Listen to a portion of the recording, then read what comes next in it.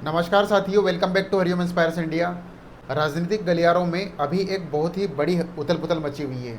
आम आदमी पार्टी के 7 राज्यसभा सांसदों ने बीजेपी ज्वाइन कर लिया है। क्या ये केवल दल बदल है या फिर कुछ और, हम इस वीडियो में समझने का प्रयास करेंगे। मैंने इस पूरी घटना का विश्लेषण इस वीडियो में बिल्कुल बारीकी से किया है।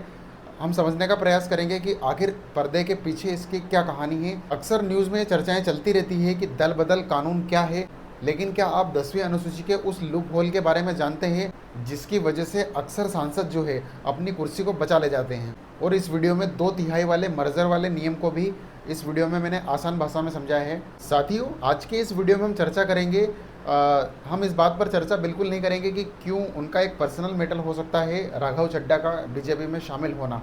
हम इस बात पर बिल्कुल चर्चा नहीं करेंगे। हम चर्चा करेंगे संविधान के उस लूप होल की जिसके चलते जो है कहीं ना कहीं सांसदों की सदस्यता जो है वो समाप्त नहीं होती है।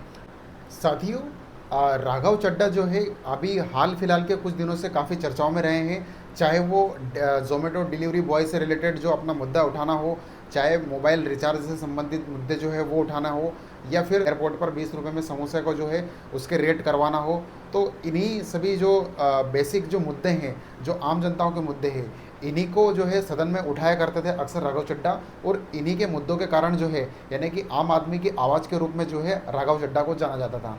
साथियों, अभी हाल ही में राघव चड्ढा समेत 7 सांसद यानी कि 6 और अन्य इनके साथी जो है आम आदमी पार्टी के, वो बीजेपी में शामिल हो गए।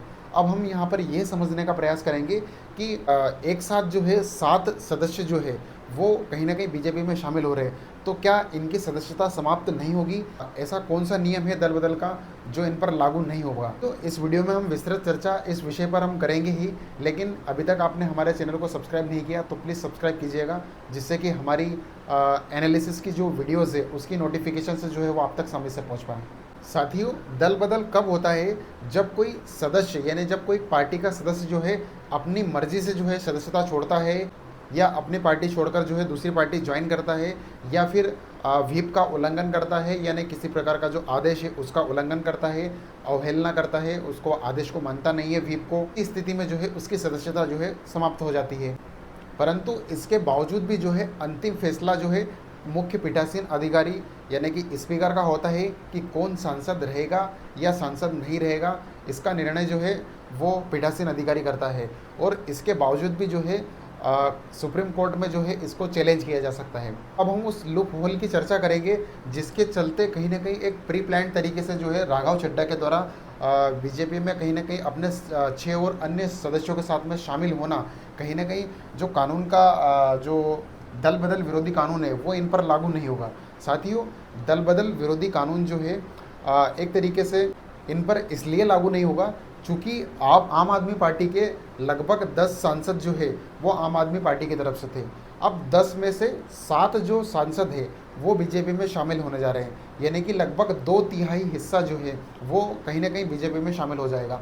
तो कानून के अनुसार अगर किसी पार्टी के 2/3 सदस्य या उससे अधिक सदस्य जो है वो किसी पार्टी में शामिल होते हैं, तो उसे कहीं ना कहीं एक पूरी पार्टी का जो है उसमें विलय माना जाएगा, यानी कि उसमें शामिल होना माना जाएगा, और इन पर जो है दल बदल विरोधी कानून नहीं लगेगा।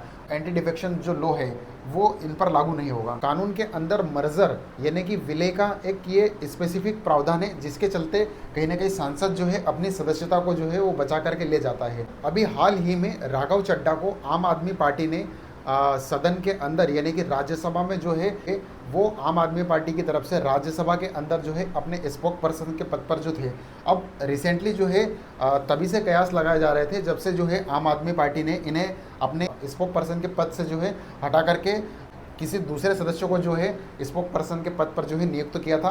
और उसी के चलते कहीं ना कहीं ये कयास लगाए जा रहे थे कि शायद राघव चड्ढा जो है कहीं ना कहीं अपनी एक नई पार्टी खड़ी करेंगे या फिर बीजेपी में शामिल होंगे। तो अब देखना ये होगा कि जिस तरीके से आम आदमी के जो मुद्दे हैं वो राघव चड्ढा आम आदमी पार्टी में होते हुए जिस तरीके से उठाते थे सदन में, क्या बीजेपी में शामिल होने के बाद भी जो इसी तरीके के जो मुद्दे हैं वो उठाते रहेंगे?